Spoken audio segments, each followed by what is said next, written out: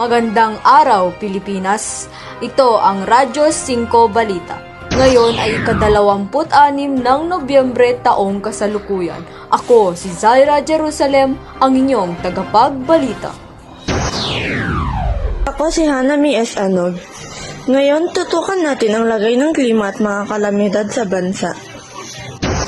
Patuloy ang epekto ng climate change, mas mainit ang tag-init, mas malakas ang ulan, at mas mabilis ang pagbabago ng panahon.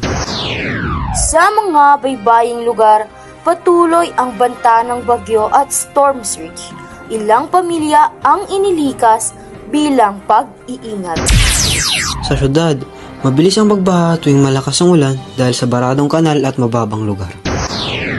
Sa kabundukan naman, nananatiling mataas ang panganib ng landslide kapag tuloy-tuloy ang pag-ulan. At nang ito ay pinalalala ng climate change, kailangan natin ng maayos na paghahanda at disiplina.